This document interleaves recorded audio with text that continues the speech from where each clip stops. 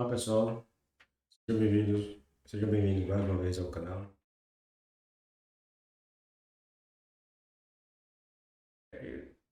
Iremos dar continuidade àquela vídeo anterior que nós estávamos conversando sobre a questão dos ídolos de Raquel, né?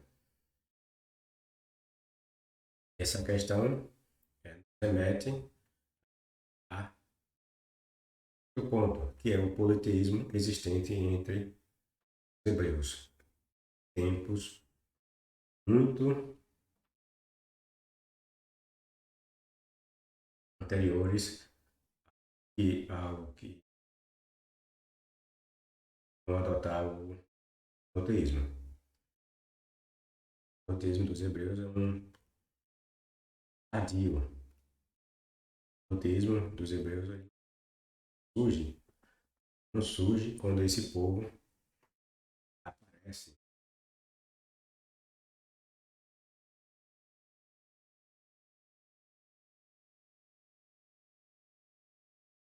Há passagens. Então, nessa segunda parte, nós vamos tratar dessa questão e entraremos na questão dos termos Elohim e El. Os hebreus eram politeístas, parte 4. 2, né? Os termos Elohim e El.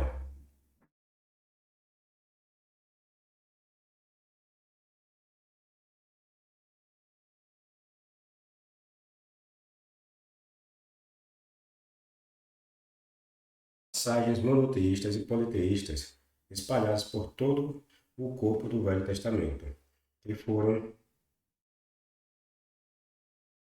misturadas umas às outras, para esconder o politeísmo de há muito praticado pelos hebreus.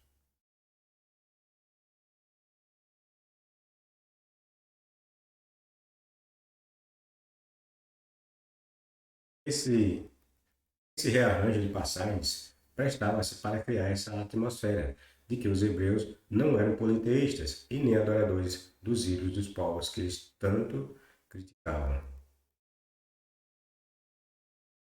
Descobertas do sítio de Ugarit trouxeram novas. Aqui é uma foto, né, pessoal?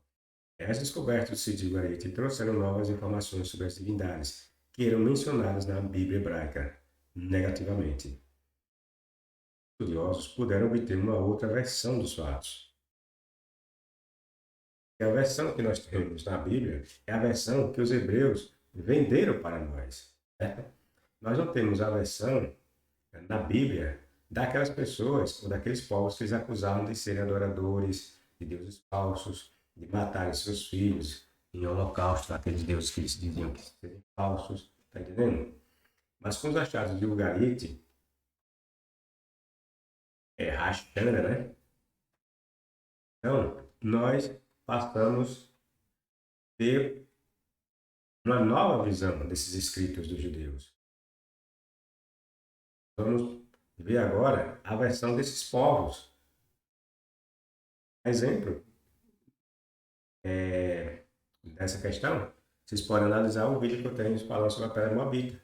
Então, ali nós vamos ver a visão dos moabitas, certo? E não a visão dos hebreus.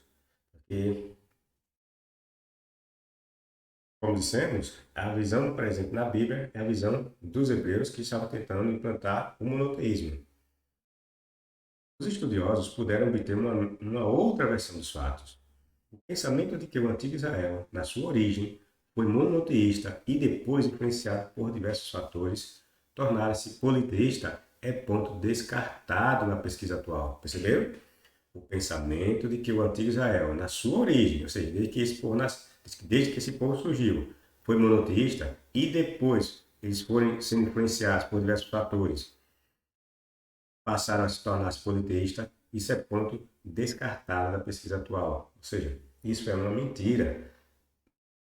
Porque essa visão foi a que foi passada pelos escritores, que tinha a pretensão de criar essa ideia de que eles eram monoteístas e não politeístas. E que esse aparente politeísmo que vai aparecendo nas passagens é meramente um desvio de conduta, de moral de alguns Hebreus, mas é o inverso, totalmente o inverso disso aí.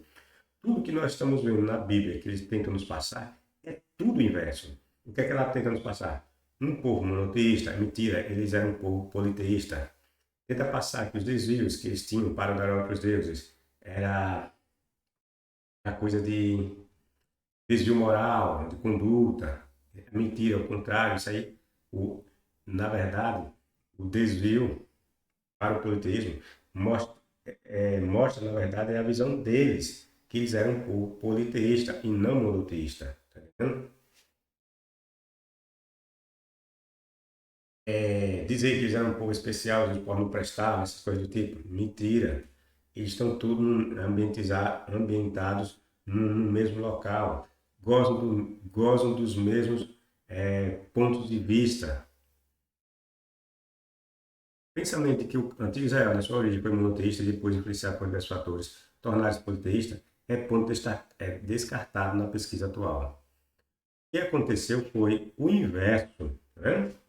Israel, Israel participou da cosmovisão do Antigo Oriente. Israel participou da cosmovisão do Antigo Oriente Próximo, em que cultuar diversas divindades foi normativo, era a regra, certo? Certo? A redação final dos textos da Bíblia hebraica filtrou as narrativas polemizando contra os cultos das divindades da fertilidade. Para esses redatores, somente o Deus Yahvé deve ser adorado. Aqui é a fonte, né?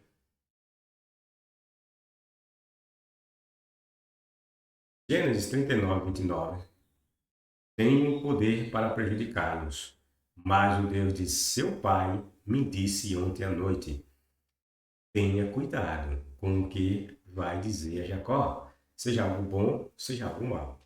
Essa aqui é a fala de Labão, quando ele se descobre que Jacó saiu fora, fugiu, levando consigo os deuses dele, né? Notem como Labão se refere ao Deus que não é o dele, o Deus de seu pai, certo? O Deus de seu pai. A palavra aqui para Deus está no plural, pessoal. É Elohim. Portanto, a tradução correta portanto, a tradução para o Deus seria os deuses de seu pai. A tradução correta, nessa passagem que Labão fala do Deus do pai de Jacó, na verdade, ali está o plural Elohim. Então ele não disse pai, ele não falou Deus, ele falou deuses. Veja que a tradução é enganosa, tendenciosa, ela grafa Deus com o D maiúsculo, para você imaginar que Labão está falando do Deus Yahvé, certo? O Deus Jeová, só que é mentira, certo? Ele falou de deuses, está escrito deuses.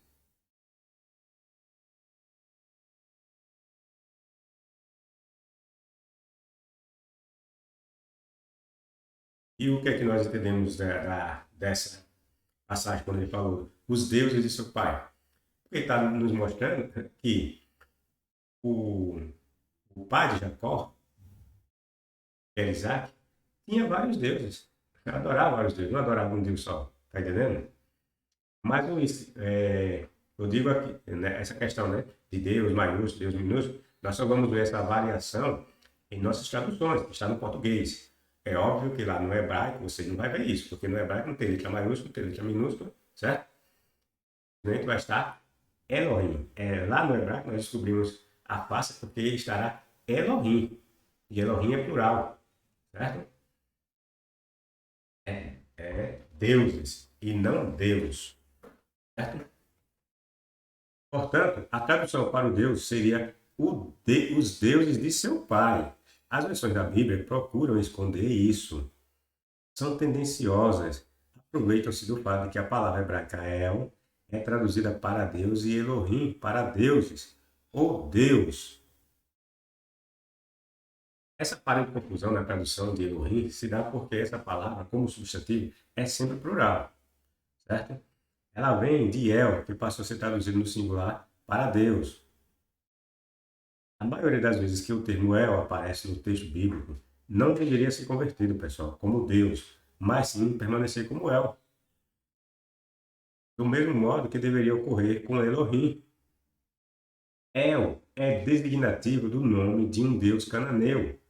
Havia um deus de nome El, né? Sabemos que nomes pessoais, né, vamos dizer assim, não se traduzem.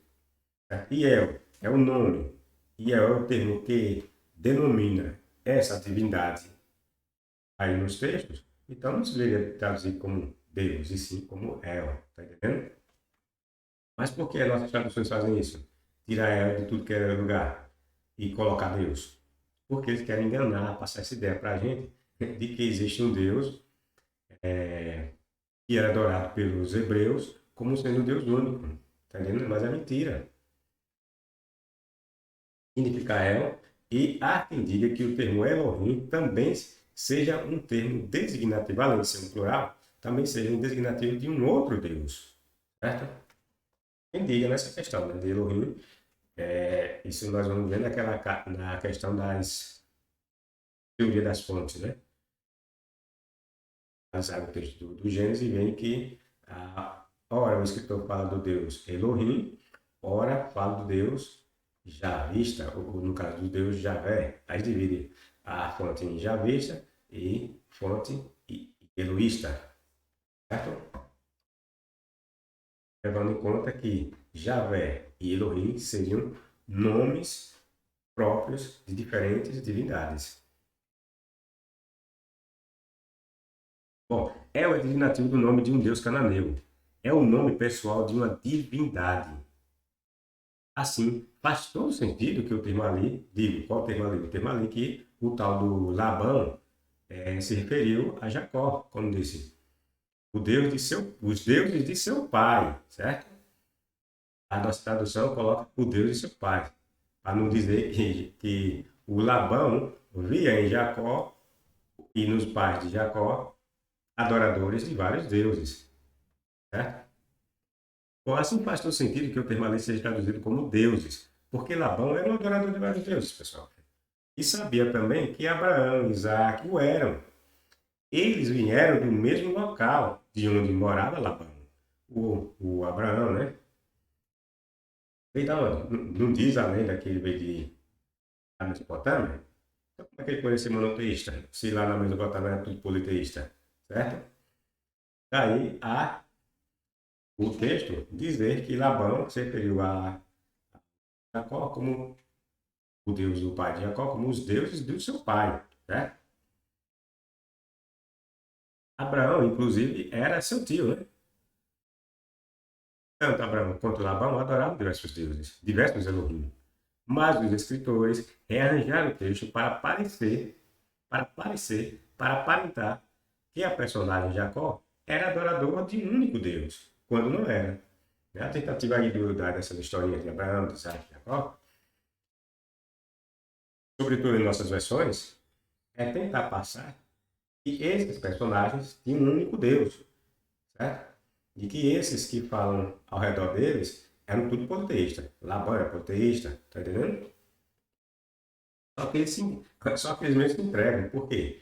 Se Labão é parente desse povo, Labão é da Mesopotâmia, Abraão vem da Mesopotâmia, e sempre o Abraão, sempre esses hebreus que surgem a partir de Abraão, sempre vai estar ligando suas relações com esse povo aí da Mesopotâmia. Por exemplo, como já falei no vídeo anterior, o Abraão manda que seu servo vá buscar uma esposa para seu filho lá na terra da Mesopotâmia, que só tem pessoas politeístas. O, o Jacó, no caso o Isaac, mais tarde, também faz o mesmo procedimento de seu pai Abraão. Manda que seu filho vá buscar uma esposa lá na terra da Mesopotâmia. Entendeu?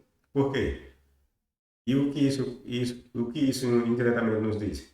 Que é que ele está mandando buscar, esse seu filho vai buscar mulheres do meio de adoradores politeístas. Né? Porque essas pessoas, ao mesmo tempo, eram todos politeístas. Eles vieram de lá, portanto, eles também eram politeístas. Não vou falar, entrar no pormenor dessa questão. Por que eles mandaram buscar essas mulheres de lá, dessas terras, da terra de Mesopotâmia? Existe um motivo por quê, pessoal. Certo? Existe um motivo. Os cristãos dizem que é porque elas eram adoradoras de Yahvé, então a gente não podia pegar as mulheres de Canaã porque eram adoradoras de ídolos, né? Mas isso é mentira. Não tem nada a ver porque as mulheres eram adoradoras de ídolos. E se fosse assim, não iam pegar as mulheres de lá, né? Porque as mulheres eram adoradoras também de ídolos, viviam em terra politeístas. Tá entendendo? Mas por aí. Abraão saiu de uma terra politeísta e foi para outra terra também politeísta. A Mesopotâmia não era politeísta? Canaã também não era terra politeísta? Tá entendendo?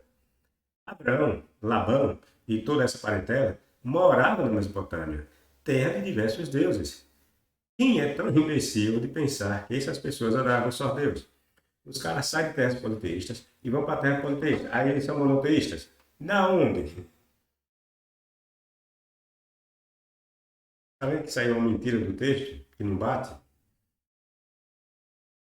Na transição do politeísmo para o monoteísmo, no judaísmo, passou-se a usar Elohim no singular, no texto bíblico, em passagens que apontam claramente para várias divindades, pessoal.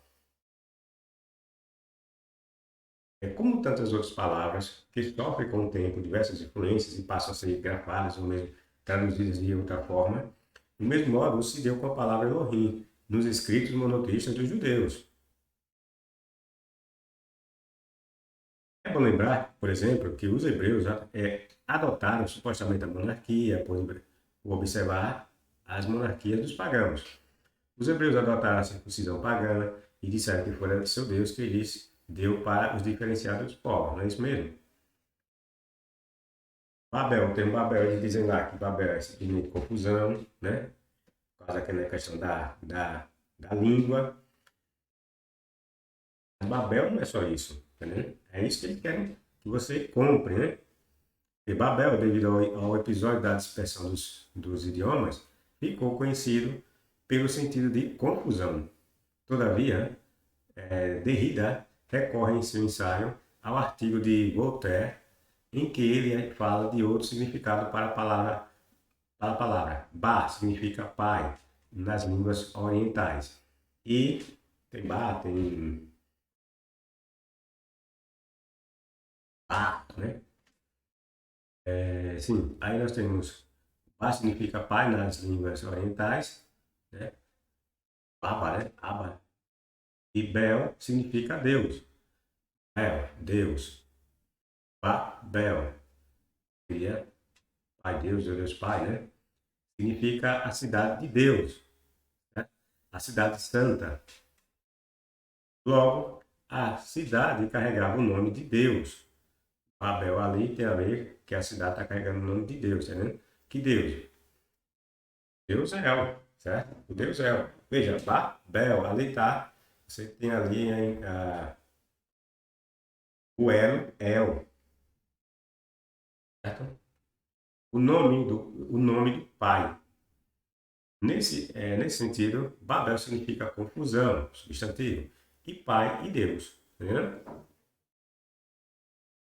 Nome próprio. Então, o que eu quero dizer é que os hebreus tinham essa prática de copiar o que outros tinham e adaptar às suas conveniências, tá entendendo? Eles pegaram a circuncisão e jogaram nas passagens que foi Javé que passou para eles, é mentira. A circuncisão era algo comum entre os povos semitas, não era coisa exclusiva dos hebreus. E não foi eles que aprenderam isso com Deus nenhum, certo? Todos eles tinham. Ainda a arqueologia diz que, na verdade, essa circuncisão começou de fato com os hebreus, os egípcios, né? Então, os hebreus teriam copiado dos egípcios. No caso, não só os hebreus, né? Como outros povos semitas, no caso, seria. Né? Porque não é só os hebreus que tinham essa tal circuncisão. O Heródoto também fala nessa questão de que a circuncisão vem com os egípcios. E com, se não me engano, ele fala dos etíopes também, né? E ele entendia que os egípcios eram um dos povos mais antigos, ou o mais antigo da Terra, certo? E outros povos, como os fenícios mesmo, teriam copiado a circuncisão dos egípcios. Mais tarde, diz ele que eles teriam largado a circuncisão. Ou seja, mas a ideia, o que eu quero dizer é que os hebreus, em diversas passagens, vão pegar coisas de outras culturas e dizer que é própria deles. Está entendendo?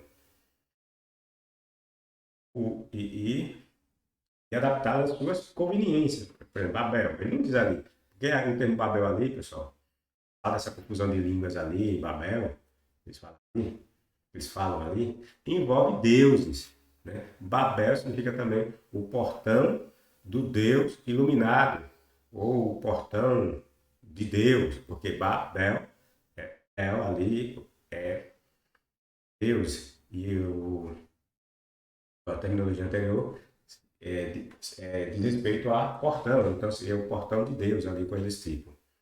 Mas eles não passam essa ideia. Por quê? Porque eles estão querendo omitir o politeísmo. Entendeu? Aquela ideia ali na Torre de Babel, ali envolve ideias politeístas, pessoal. Eles pegaram essa ideia aí de Babel, de confusão de línguas, com essa toda, foi lá nos contos da Mesopotâmia. Certo? Mas eles passam por seus escritos com uma perspectiva diferente. Dessa forma, ou do mesmo modo, aconteceu com a palavra Elohim. Elohim era plural, sempre foi plural, mas os escritores da Torá queriam implantar o monoteísmo, aí pegaram e inventaram que o Elohim podia dar a entender que era um Deus, tá entendendo? E não deuses, mas é tudo mentira. É uma manipulação que eles fizeram. Os hebreus adaptaram e lhe deram o sentido de Deus no singular, quando na verdade esse substantivo sempre foi plural. Substantivo ele sempre foi plural. Elohim deuses, são deuses. Veja, lembram-se de Gênesis 1, 26? E disse Deus: façamos o homem à nossa imagem, conforme a nossa semelhança, e domine sobre os peixes do mar e sobre as aves dos céus, e sobre o gado, e sobre toda a terra, e sobre todo réptil que se move sobre a terra. Vejam também o que é dito por Deus após Adão e Eva terem comido o fruto. Mas também foi Deus, né, que falou, né? Veja, eis que o homem se tem tornado como um de nós. Ou seja, o Deus aqui presente, na passagem, ele está se referindo a outras pessoas ao seu redor. Né? Ele está com outras pessoas. E ele diz que essas outras pessoas essas outras pessoas são iguais a ele. Veja que ele diz, olha, eis que o homem se tem tornado como um de nós. Então, esse um de nós, ou esse nós aí, o Javé se inclui num meio de grupo de pessoas que são iguais a ele. Ou seja, Javé está dizendo o quê? Está dizendo, isso eu digo Javé porque o texto tenta passar que é Javé, certo? O Javé está dizendo que existem outros deuses à sua semelhança, pessoal. Pelo menos em termos de divindade, né? Ou em termos do que a passagem tenta passar, que o homem havia adquirido, que era o saber o bem e o mal. Certo? Sabendo o bem, sabendo o que é bom e o que é mal. E agora, a fim de que não estenda a sua mão e tome realmente também do fruto da vida, e viva por tempo indefinido. Pois bem, aqui estão dois vestígios que nos mostram claramente qual era o sentido original de Elohim, pessoal. No texto do Gênesis, sobretudo, Elohim deve ser entendido como plural. Ainda que a passagem lá, no princípio, Deus criou os céus e a terra, aí os judeus, ou os que elaboraram a Torá, qual foi a técnica que eles fizeram? Para tirar, aparentemente, o politeísmo de suas passagens. Eles pegavam, quando o verbo estava o Elohim, estava próximo de um verbo. Aí, para fazer com que esse Elohim se tornasse um singular, eles colocavam o verbo no singular. Tiravam o verbo do plural, certo? E deixavam no singular. Bem como os adjetivos ou quaisquer qualificativos em torno desse Elohim. Está entendendo?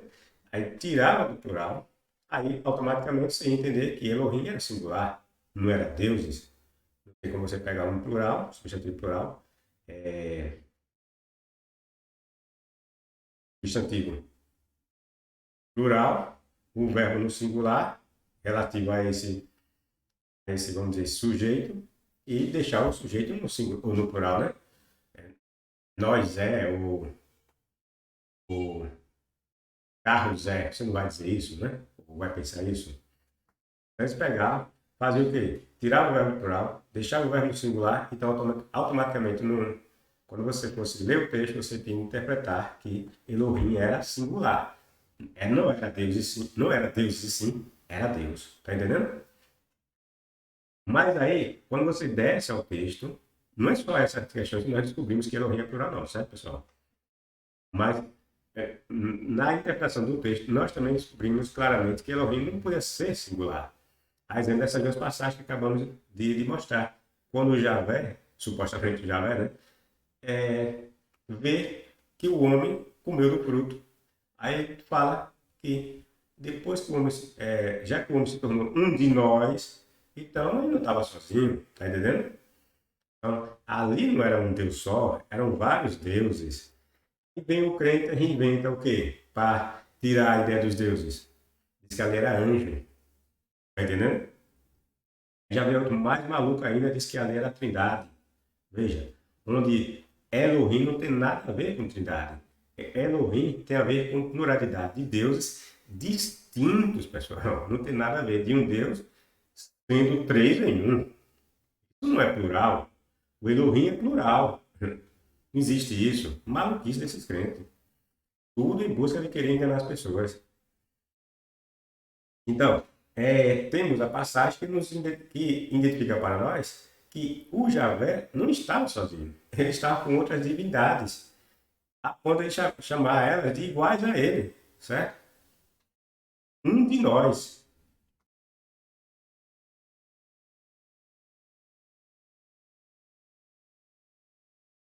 No contexto do Gênesis, sobretudo, Elohim deve ser entendido como plural.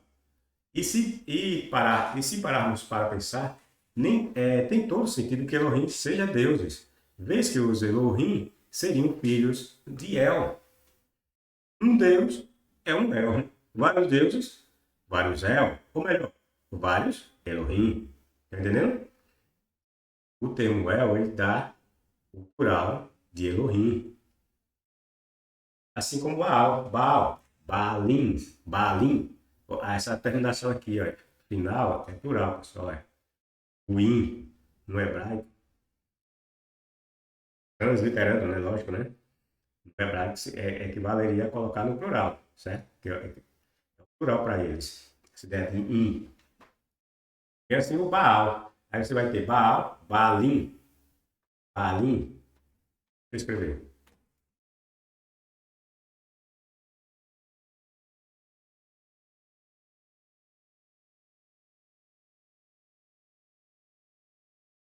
Por exemplo, aqui é Baal, você sabe que é um deus, né?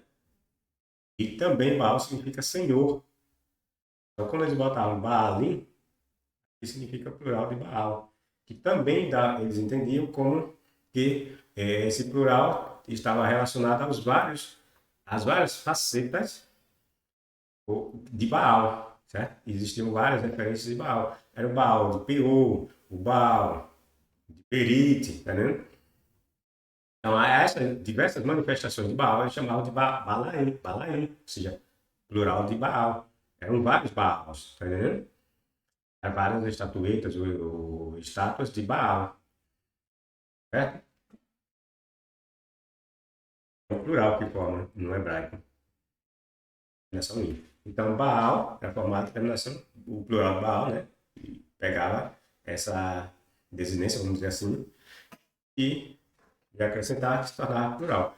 O plural de El também tem a ver com essa ideia de colocar o i no final, certo?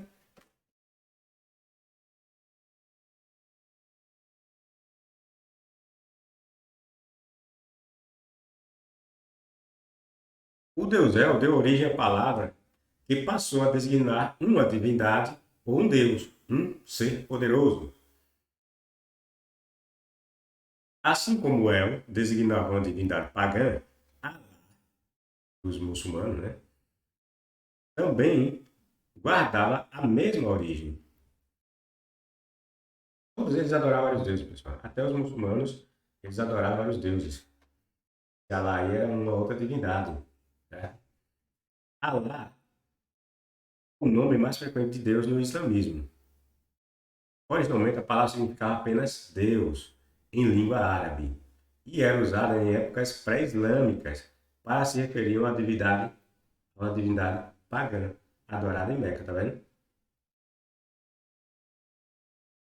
E tem tudo a ver, né? Por quê? Porque, segundo a lenda do Gênesis, os muçulmanos, no caso os árabes, seriam descendentes do tal do Ismael, que seria filho bastardo de Abraão, né? Com a escrava Agar. E, no caso, Agar é egípcia. Ou seja, Agar não adorava Javé por nenhuma. Mentira, né? O Egito adorava outros deuses.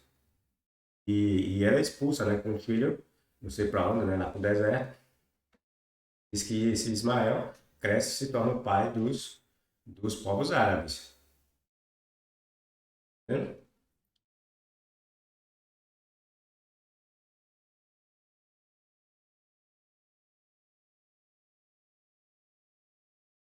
Os, os muçulmanos acreditavam que este é o mesmo Deus que se revelou aos profetas hebraicos e a Jesus, que é Jesus Cristo. Que os muçulmanos acreditam ser um profeta e não ter natureza divina. E que Maomé foi o último e derradeiro profeta a qual Deus se revelou, sendo o selo dos profetas. Allah veio de uma junção de Al e Ilah, que significa o Deus, na sua forma masculina, e está paralelamente ligada a uma forma feminina, Al, e Ilaha, né? Formando o termo Alat. Essa terminologia aqui, pessoal, normalmente esse final aqui, ó, At, quer saber, forma o feminino, né, das divindades. Por exemplo, El, tem uma divindade também ligada a El, que era Elat, ou seja, seria a consorte de, de El. O deus que era o deus, se não me engano, parece que é o deus do céu, né? O sumério. Aí tinha Anat, esse at final forma o feminino para a divindade, entendeu? Porque cada divindade tem o seu par, sua consorte.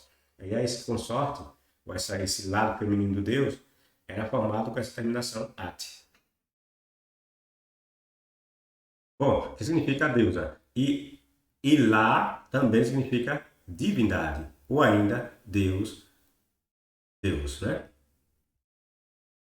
Lá pode ser ainda formada da junção ao, a e lá, que significa o único Deus. Essas ideias de único Deus, né? Isso aí é só quando esses muçulmanos eles adotam um monoteísmo, certo? Mas como nós vimos anteriormente, como nós vimos, né? Que Alá é uma antiga divindade pagã. Eram todos politeístas. Como não nascem monoteístas?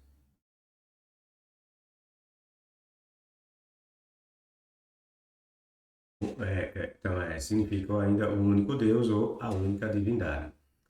É a fonte do Wikipédia, certo? Assim, El, mais, e chegamos a Elohim, quando plural a partir de El, tá vendo? El, aí tem El, vem Eloá, né? Você junta nesse aí, para formar plural, aí surge Elohim. Não existe o que acontece no hebraico, certo? Elohim designa, portanto, seres divinos à semelhança de El. Está entendendo? Por que esses Elohim são divinos? Porque esses Elohim são deuses? Porque eles advêm de El. El é um deus. El é divino. Então, quando você fala de Elohim, você está falando desses deuses, que são as semelhanças de El. Digo a semelhança de El no sentido de serem divinos, certo? Serem deuses, serem filhos dele. Os Elohim são os filhos de El, ou como a própria Bíblia os chama, os filhos de Deus, El Elohim, ou como aparece lá no livro de Jó, né? Os filhos do verdadeiro Deus, né? É tudo politeísmo, pessoal, tudo enganação. Essa historinha de anjo é mentira. Os escritores da Torá estavam querendo implantar monoteísmo, então eles não poder colocar anjo, ou não poder colocar Deus, aí inventaram e empurrar anjo em tudo que é lugar, certo? Os filhos de Deus. Mas não faz nem sentido, né? Se esses anjos são filhos de Deus, então eles automaticamente são deuses. Os reis, já que toda essa linguagem que eles passam para os deuses, surgem da casa monárquica, né? Os reis tinham o quê? Deram os filhos, que mais tarde se tornavam reis, né? Os príncipes, né? É assim, temos de entender essa questão dos deuses. Não tem nada de anjos aí no meio. Os Elohim são filhos de El, ou como a própria Bíblia os chama, os filhos de Deus, El, Elohim. O texto hebraico nos diz que havia deuses criando o mundo, pessoal. E foram eles que pretenderam fazer o homem à semelhança deles. Então, quando já vai chegar lá, e, na verdade, Deus criou o céu e a terra, não é mentira, os deuses criaram o céu e a terra. Né? Ali estamos diante do mar primordial, né?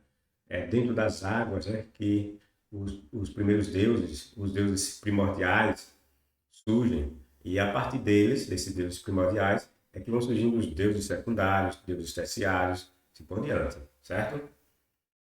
Aí o texto hebraico nos diz que, e foi dentro dessa concepção que aquelas passagens do Gênesis foram feitas. O texto hebraico nos diz que havia deuses criando o mundo, e foram eles que pretenderam fazer o homem à semelhança deles. Note que os filhos de El, ou os Elohim, estão bem ali no texto do Gênesis. A gente olha e não percebe. Essa primeira, assim, essa questão no texto de encontrar os Elohims ali, a primeira, quem eu ouvi falar foi aquele cara lá do canal Pensar, né? Pensar, né? Souza, né? Se não me engano. Ele que, uma vez eu vi ele comentando lá na minha página, lá no Facebook, falando dessa questão, né? Que os hebreus adoravam os filhos de Elohim, isso aí eu já sabia claramente, mas ele apontou que lá no Gênesis, lá estava presente os Elohim, certo? Assim, de cara assim você não percebe realmente não, mas quando você entra no panteão, no panteão canadense, você descobre a charada mesmo. Faz todo sentido o que ele estava falando, certo? Bom, o céu é um Deus. A historinha lá que aparece lá o céu e terra, aí é um Deus. Em toda cultura, na egípcia, na semita em geral, esses elementos são todos deuses. O céu é um Deus. As águas profundas que nós vimos lá no Gênesis também é um Deus. Águas profundas ou águas de profundeza, né, representam um outro filho de El. A luz ou o sol, a lua, a terra são deuses. Todos eles são criados. Estão lembrados lá no Gênesis? São criados. Mas esses elementos são deuses. Você já vê, então, além da verdade ali, está mostrando a criação na visão da cultura semita, porém, os hebreus a adaptaram para mostrar uma visão monoteísta. Mas ali, quando Deus já diz que criou a luz, faça-se a luz, né? Aí surgiu o sol, aí depois no terceiro, foi quarto dia, né? criou o Sol, a Lua, as estrelas, para iluminar a Terra e tal, que negócio todo. Tudo ele está mostrando que ele está criando são os deuses. O Sol é um deus, a Lua é um deus, a Terra é uma deusa, né? A deusa Terra. Está entendendo? Foi tudo. Eles pegaram, os hebreus simplesmente tiraram a característica divina desses elementos, desses deuses, né? Para descaracterizar o politeísmo. Os hebreus, que se tornaram monoteístas, tiraram as características divinas dos elementos céu, luz, que era o sol, mar, ou águas, e terra, em seus escritos. A árvore do Jardim do Éden, também na cultura primitiva, referia-se a uma deusa, a deusa da vida. Só deuses podem dar a vida, pessoal. Daí, termos no conto bíblico uma árvore com essa simbologia. No jardim tinha o quê? Uma árvore da vida. De onde é que eles tiraram essa ideia? Da cultura politeísta que falava que a árvore é, a vida, né? Eles atrelaram a deusa Ashera, né? Porque a árvore está ligada à deusa Ashera. E a questão da vida, que são os deuses que dão vida, né? É tanto que o texto tenta nos passar a ideia de que Javé soprou na narina do homem, nas narinas do homem, o sopro de vida e o boneco de barro passou a ter vida, né? Por quê? Porque a vida vem dos deuses. E a questão do sopro, viu, pessoal, também tem uma relação de Deus, né? É um Deus que dá vida, né? É um outro Deus aqui entre os sumérios. A árvore do jardim do Éden, também na cultura primitiva, referencia a uma deusa, a deusa da vida. Só Deus pode dar a vida. Daí temos no conto bíblico uma árvore com essa simbologia. A serpente falante, que os ignorantes acreditam ser um anjo, né? Porque ele inventa de tudo, né? Na verdade, era a deusa serpente. Por isso que a serpente fala, pessoal. Porque nos contos, a serpente era uma deusa. E deusas falam, né? Não é por nada que vemos dialogando com Eva e Yahvé, a serpente, né? Sabemos que cobras não falam, mas essa podia falar. E por quê? Porque nos contos ou tradições antigas se tratava da deusa serpente. E esta podia falar. As serpentes em culturas primitivas carregavam a superstição de serem as senhoras da sabedoria e da vida. Veja que o texto, né, tenta realçar essa característica da serpente, né, dizer que era mais astuta, mais esperta, dentre todas as criaturas que Javé havia criado no campo. Certo? Mas eles colocam a serpente dentro de criações, dentro de criações que não sendo deuses, porque, como eu falei, eles vão tentar desconfigurar essa ideia de deuses aí, né? Hebreus. As serpentes em culturas primitivas carregavam a superstição de serem as senhoras da sabedoria e da vida. Note que o escritor da lenda destaca a qualidade de sábia da serpente. Ora, a serpente era mais astuta que todas as animais do campo que o Senhor Deus tinha feito. Tá vendo? Diz que a serpente era inteligente, era esperta, era astuta, mais do que qualquer outro animal. Mas, vocês veem claramente, é lógico que isso aqui é uma lenda ridícula, patética, né? Porque os hebreus, né, que tentaram disfarçar o monoteísmo aí, transformou a lenda ainda mais patética, né? Porque aí aparece uma cobra falando. Uma cobra falando, uma cobra ouvindo, né? Por quê? Porque eles tentou desconfigurar a ideia da deusa serpente. E colocou ela como sendo animal, só que não tirou esse atributo dela, né? De falar, né? E também eles que queriam e criaram esse enredo, né? Para mostrar que houve um descompasso entre aquilo que os deuses queriam e que os homens pretenderam. Né? E esta disse à mulher: é assim que Deus disse: não comereis de toda a árvore do jardim? Fazendo o bem e o mal são atributos próprios dos deuses. Por isso que a serpente seduz Eva e diz que ela se tornaria igual aos deuses, que no texto monoteísta colocaram igual a Deus. Né? Mas em outras versões, vocês vão encontrar a serpente dizendo que falando de Deus, né? Porque tem versões que seguem mesmo o que o palavra, ou no original, o hebraico, quer dizer deuses, não Deus. Lá em Isaías 45:7, o que é que Yahvé nos diz? Eu faço bem e faço mal. Ou seja, só Ele, como Deus, pode fazer essas coisas, pessoal. O mal e o bem são atributos dos deuses, são próprios dos deuses. Mas só Ele faz essas coisas por quê? Porque o texto é monoteísta. E, na verdade, os deuses fazem essas coisas, né? No entanto, sabemos que a ideia é que só os deuses as fazem. A imortalidade é uma outra qualidade.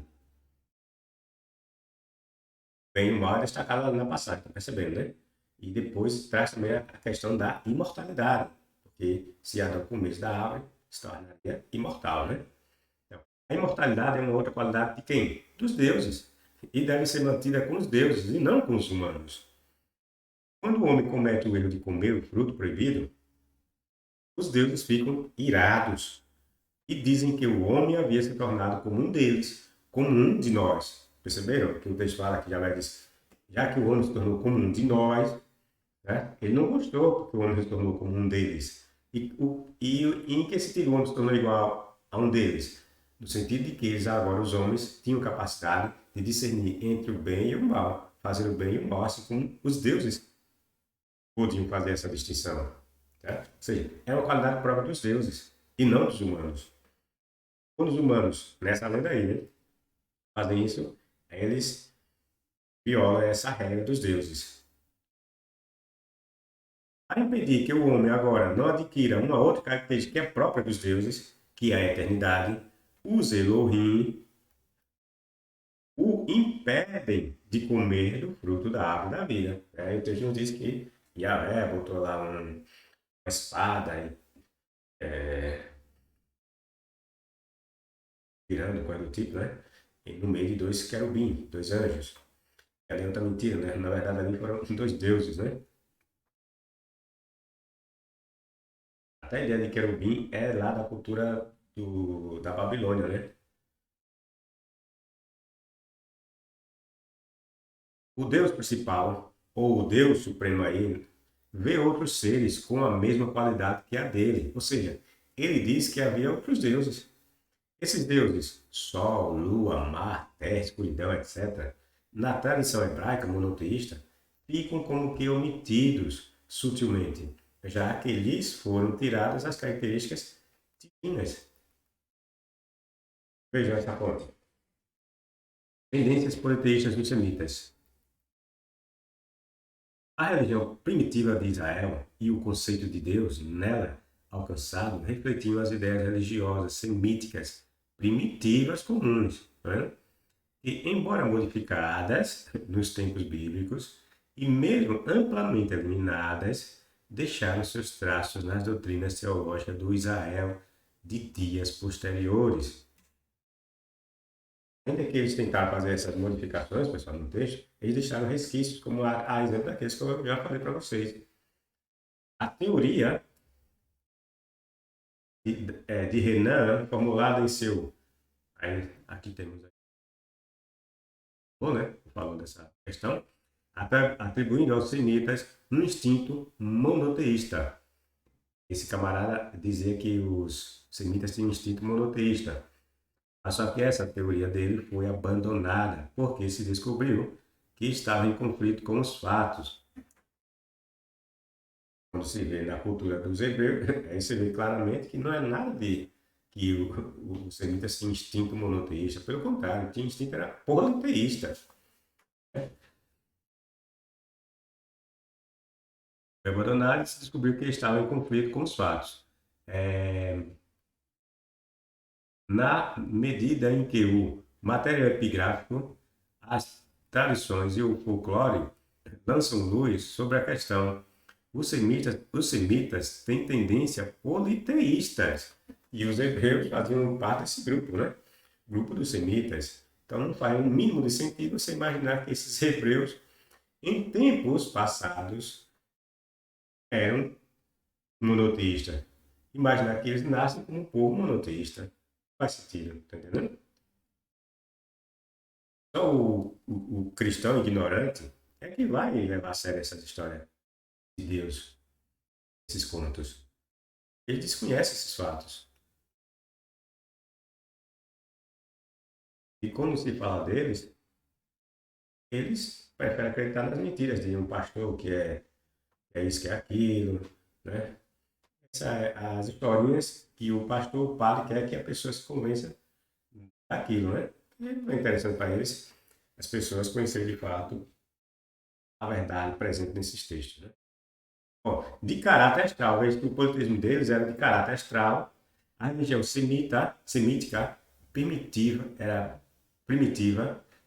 divinizou o sol, veja, como nós falamos, o sol, a lua, as estrelas, era tudo Deus, pessoal. Mas na cultura que os hebreus agora adotam como monoteísta, eles vão eliminando esses traços de divindade, esses elementos. Veja, de caráter astral, a religião semítica primitiva divinizou o Sol, a Lua e outros corpos celestes, que a religião deles era voltada para a religião astral, né? O Sol e a Lua são elementos astrais, né? Então, todos esses elementos eles viam como deuses, os semitas. Os hebreus, os primitivos hebreus também viam esses elementos da mesma forma, né? Mas depois, quando eles vão reformular sua religião, eles adotam aí o monoteísmo, aí eles fazem todas essas alterações nas suas tradições, que já se encontrava escrita, né?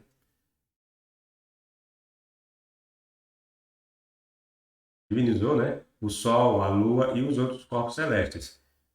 As nuvens de tempo, as nuvens de tempestade, as tempestades e a força da natureza que contribuem para a fertilidade ou o contrário eram vistas como divindades. Enquanto os semitas eram pastores, o Sol e os outros fenômenos celestes relacionados com o dia eram considerados malévolos, tá vendo? E destrutivos, enquanto a Lua e as estrelas que iluminavam a noite, a época em que a grama do pasto era revivida, eram vistos como bem benevolentes. Na concepção de Yahvé,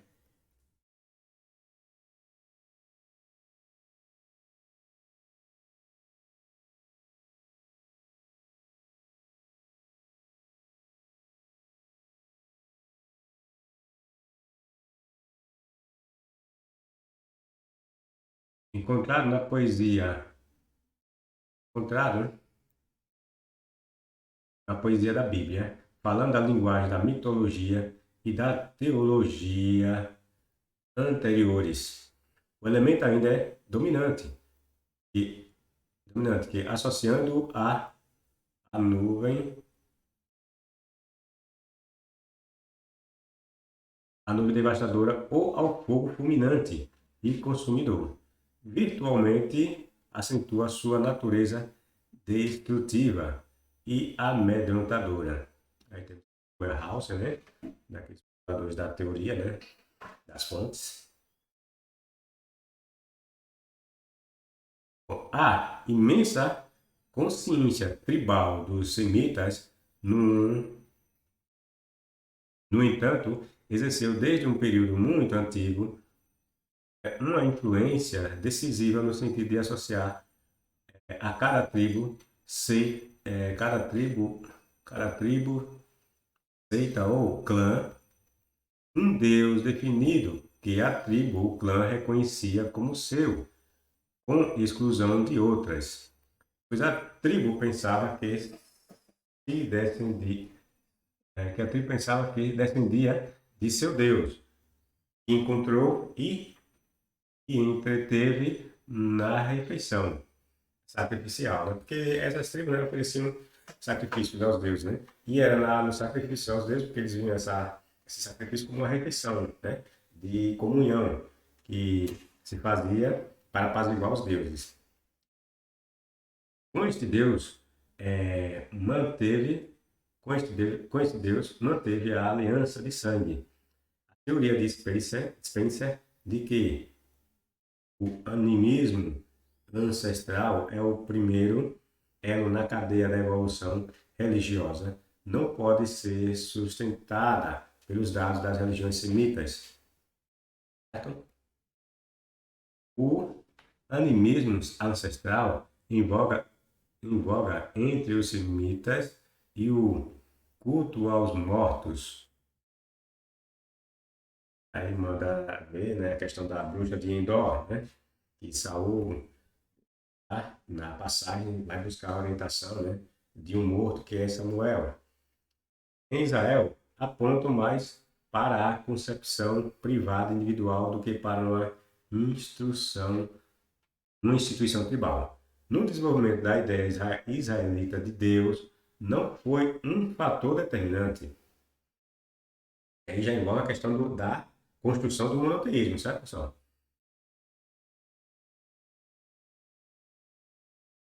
É isso aí. É isso aí, essa é a fonte, certo? E é da judaica, né? Mas, características, entretanto, das religiões semitas é a designação da divindade tribal ou do clã como Adon, Senhor, Melech, Rei, Baal, Dono, frutificador. O significado de El, que é o termo semítico comum, não é certo. Tem sido considerado como uma conotação de força. Neste caso, Deus seria igual a um forte, um poderoso, tá entendendo? Liderança, o primeiro, e brilho. Ele é ela, também tem uns. E tem seu, ela, né? Tem seu correspondente lá na Suméria, que é ele, que significa também brilhante ou Deus. Sprenger, em seu, né, Muhammad, tal, em que Deus é igual ao Sol, também foi conectado com Elá, a árvore sagrada, né? E essa Elá, né? É uma deusa da árvore, enciclopédia judaica. Né? Vamos ver agora o panteão dos deuses hebreus, né? Que o panteão dos deuses hebreus é uma adaptação do panteão do cananeu, certo? Vamos ver. Temos lá o deus touro, o deus pai touro, né? O pai touro, o eterno, Olã, o ancião ou antigo de dias, El e sua esposa Ashera. Esse é o casal, né? É o casal do panteão cananeu, que por sua vez é o panteão dos hebreus.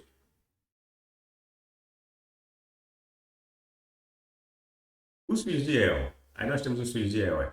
Baal, o deus da tempestade. Ian, deus do mar. Lá aquele mar lá, revolto lá de Gênesis. É o Gênesis 1. Ali é o deus do mar. O Morte, deus da morte. Anate, deus guerreira. Atarte e, a, Atarte, né? A noite é a estrela da manhã, tá vendo? A noite era uma deusa, pessoal, tá vendo? Mar era uma deusa. Japsu, o sol, que foi criado lá no primeiro dia, Japsu, ali é o filho de El, sol, certo? Yarir, a lua, que é criada também, é outro filho de El, é uma filha, né? A lua. Shahar, a aurora, a Bíblia fala da aurora, né? E veio a ser o primeiro dia, veio a ser amanhã, aquela conversa toda. São deuses ali.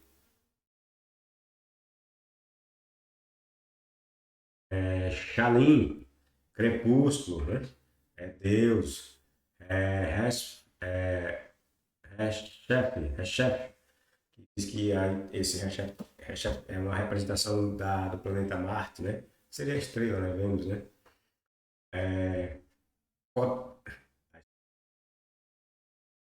nem tá vendo, né? Que eles entendiam como sendo uma estrela. Cotar Warhasses, Deus artesão, e por fim entrou Yahvé nesse. Quando eles assumem o monoteísmo, né? Aí empurra Yahvé nesse meio aí, desse panteão. Aí o que acontece? Todos esses deuses aí saem, não são mais deuses, são simplesmente elementos da natureza que são criados por Yahvé, assim como foram criados por El, né? E os deuses primordiais. Mas dão uma nova concepção, né? De que são meramente elementos e não deuses. E, e por topo vai Javé, né? Mas Javé inicialmente ainda fica com Áspera, né? E Javé entra no panteão como filho, como um dos filhos de El, né? Aí depois ele vai assumindo importância, vamos dizer assim, vai subindo o degrau aí, né? De importância, né? Porque nesse panteão tinha os deuses de primeiro escalão, deuses de segundo escalão, deuses de terceiro escalão, e assim por diante, né? Então vamos dizer que Javé foi galgando posições até chegar ao topo, onde ele, vamos dizer assim, dá uma rasteira em El, assume as prerrogativas de El e de seu filho Baal, toma a sua esposa, a Ashera, né? E a Ashera passa a ser vista como não mais esposa de El, mas sim esposa de Yahvé.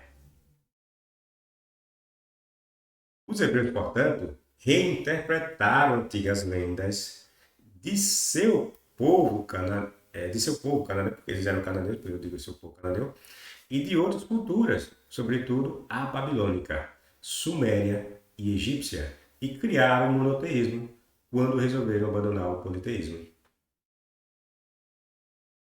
A ocorrência de Elohim no texto bíblico, em sua maioria, deveria ser traduzido como deuses, porque esse é o seu primeiro e real significado na nossa língua e na essência da língua dos antigos hebreus ou semitas. Porém, os escritores ou escribas que adotaram o monoteísmo saíram modificando o corpo do texto original e onde apareciam Elohim passaram a dar o sentido de Deus e não mais de Deus. E como é no texto hebraico, como é que acontece? Tirando um verbo no plural e botando um verbo no singular. Certo? Em nossa língua faz essa papagaiada, né? Bota D maiúsculo e D minúsculo.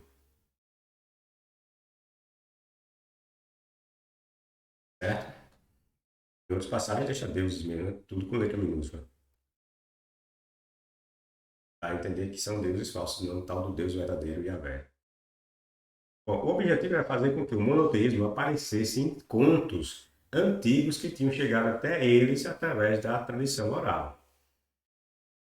Essa expressão do façamos não tem nada a ver com anjos que deveriam estar presentes na criação, como nós já dissemos, né?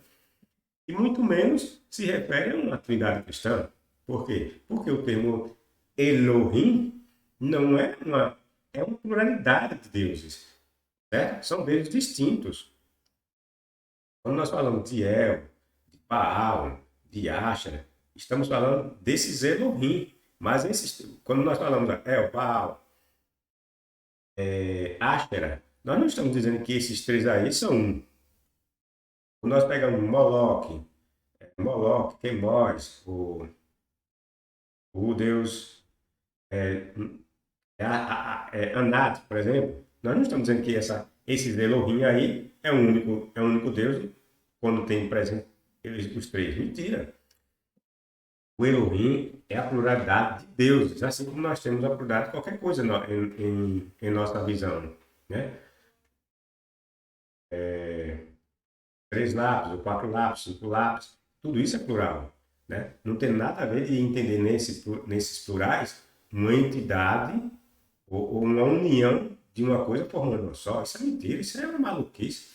Que isso aí, a ideia de Elohim está ligada à trindade cristã. Um absurdo, uma maluquice. Quem acredita nisso? Quem acredita numa bobagem dessa? Tem que ser muito idiota. Idiota e ignorante, né? Só dessa Bíblia vendida na vida. O texto, primeiro, porque o texto é hebreu. Ou seja, você tem dado a interpretação de acordo com a ideia semita da época. E os semitas tinham na mente deles uma trindade, quando falaram desses deuses, Baal, Elohim, coisa do tipo. Não. Eles entendiam como diversos deuses. Né? Sendo que todos esses deuses, nessa concepção aqui, inicialmente, eles derivam de um deus, de nome El. Né? São filhos.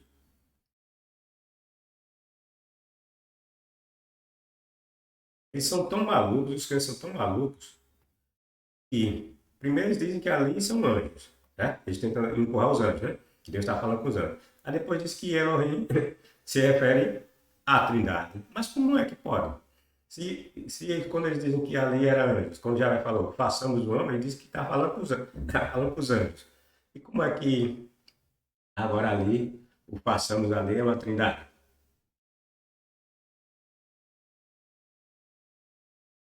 Além do mais, assim, são três deuses, né? Vamos só esmiuçar um pouquinho esse negócio da trindade. E se ainda ali fossem três deuses em um só, ele não ia fazer façamos, ele diria faça-se, né? Não ia dizer façamos, já que os três são um, e os três estão numa única só, formam uma só unidade, não ia façamos, diria faça-se. Para você ver a falsidade e a enganação de tal interpretação. Bom, o texto é de hebreus e não de cristãos. Essa ideia de trindade é uma ideia cristã, que surge muito, muito tempo depois, na era cristã.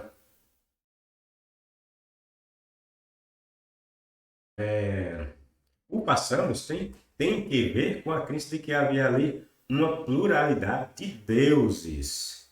A ideia contida no Gênesis é que esses contos vinham de tempos imemoráveis. Logo, numa época tão distante e remota, não havia ideia de monoteísmo, e sim o mais puro politeísmo. É isso mesmo. O Elohim dos hebreus fazia parte de um grupo de deuses durante a criação descrita no Gênesis. Havia mais de um deus no Gênesis. Mais tarde, a divindade Jeová assumiria a preferência por aqueles que reescreveram os contos bíblicos quando dá a transição do politeísmo para o monoteísmo. Ou seja, Jeová surge como um ente entre vários deuses tribais, que mais tarde chega ao nível de Deus nacional. Yahvé se torna o que hoje é nos contos bíblicos, quando o monoteísmo é adotado por escritores posteriores. Os hebreus nunca imaginaram, e nem os judeus ortodoxos de hoje acreditam em trindade. A concepção dos judeus monoteísta é que só há um Deus. No passado, eles acreditavam que existiam várias divindades e as adoravam. No entanto, os seus deuses, o seu Deus, Elohim, mais tarde foram fundidos numa única divindade. Tudo indica que o motivo dessa escolha de Javé, dentre tantas deidades existentes, tenha se dado porque os hebreus tentaram retratar suas origens a partir da saída do Egito, né? E tem toda aquela concepção que nós falamos no outro vídeo, e que como aquela terra de Canaã, onde eles habitavam, era dominada pelos egípcios, então eles se viam como escravos dos egípcios, e eram de fato escravos dos egípcios, né? Já que eles pagavam tributos, né? E viviam naquelas terras por condolência dos egípcios, então se viam como escravos de fato, e eram escravos. É sabido por todos nós que os cananeus eram um povo vassalo dos egípcios por séculos. Os hebreus faziam parte desses vassalos, antes e depois que se tornaram povo. Assim, se viam como escravos do Egito. E de fato eram. Dessa percepção de mundo, imaginaram toda aquela odisseia simulada no êxodo dentro do Egito. E para sair de lá, para sair de lá, né, da condição de escravos, né, que simulam lá dentro do Egito, só um Deus guerreiro, um Deus que se intitulasse Senhor dos Exércitos, e é isso que nós vimos na passagem do Êxodo, né, já vai se dizendo, um Deus varonil de guerra. Então, um Deus que se intitulasse Senhor dos Exércitos poderia realizar tamanha façanha. Jeová era um Deus ligado à guerra, à violência, similar ao Deus guerreiro cananita Baal e à deusa sanguinária Inanna dos Sumérios. Os escribas fundiram os deuses Elohim, que havia em suas mitologias orais, e em seu lugar puseram a divindade desértica Jeová, o deus varonil da guerra. Esse deus é o protótipo de Baal, o deus guerreiro, o deus da guerra, e das tempestades. Em diversas passagens vocês vão ver, aí vocês comparar a literatura Ugarite e para elas com a da Suméria, você vai ver que Javé é um deus da tempestade, que diz que segura raios, aí o tal do Baal também tem essas características, né? Ele tem um arco com flecha e as flechas são flamejantes, certo? O Javé também tem essas características, tem texto que aparece Javé segurando espada, certo? Ou seja, é um protótipo de um deus para o outro, certo? Os escribas hebreus fizeram um sincretismo. Até porque, pelo que a arqueologia revela, aqui é a fonte que eu trago, até porque, pelo que a arqueologia revela, os israelitas sempre tinham acreditado em vários deuses. É o contrário do que diz a Bíblia, já que ali o monoteísmo começa bem antes com Abraão. O, Até porque, pelo que a arqueologia revela, os israelitas sempre tinham acreditado em vários deuses, ou seja, a arqueologia já bateu o martelo, né, dizendo que os hebreus, nos primórdios, eles eram politeístas, certo? Não existe essa história de monoteísmo no passado. Os arqueólogos aí de canais de internet aí, e os aí que falam essas bobagens aí de Deus verdadeiro ali, é conversa de religioso. Vou falar isso no meio de um grupo de arqueólogos, ele vai passar uma vergonha, como é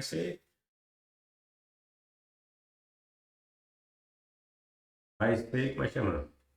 O palhaço do grupo. É o contrário do que diz a Bíblia, já que ali o monoteísmo começa bem antes, com Abraão, o avô de Jacó, e sofre apenas alguns soluços de politeísmo. Mas não, além de Yahweh, ou Yahvé, os israelitas cultuavam Baal, Ashera, El, deuses que faziam parte da mitologia de Canaã desde mais ou menos 2000 anos antes de Cristo, pessoal. Coisa velha, né? Temos aqui a fonte, né? Bom, se prestarmos atenção, na verdade, esses povos adoravam vários deuses. Porém, cada cidade elegia como sua uma divindade de preferência. Sabemos que as lendas semitas nos dizem que El tinha vários filhos. Os filhos de El, como nós vimos já, né, naquele panteão cananeu, né? Os filhos de El, os filhos do verdadeiro Deus, os Elohim. Os textos bíblicos nos mostram que nessas cidades havia um filho de El como patrono. El também era patrono de algumas cidades. Assim, podemos entender que em diferentes cidades ao redor de Israel era adorado um Baal ou El, diferente do que era adorado em Judá e Samaria. Está entendendo? As principais cidades, né, dos israelitas, quem era? Samaria e Judá, né? Então, em cada uma dessas cidades existia um El e um Baal. A diferença deles é o modo de concepção, né? Os deuses que eram adorados no Alto Egito não eram os mesmos do Baixo Egito. Essas duas regiões priorizavam diferentes deidades ou os mesmos deuses, porém vistos de uma perspectiva diferente. Em diferentes regiões da Suméria, dava-se maior destaque a um ou outro deus. Do mesmo modo acontecia em Israel, como um todo. Lá havia diversas deidades, entretanto, havia as principais. Os povos do Oriente costumavam catalogar seus deuses em níveis de importância, ou seja, os panteões. É isso aí, pessoal. Deixe seu like, seu dislike, compartilhe, divulgue o canal, deixe seus comentários e até o próximo vídeo.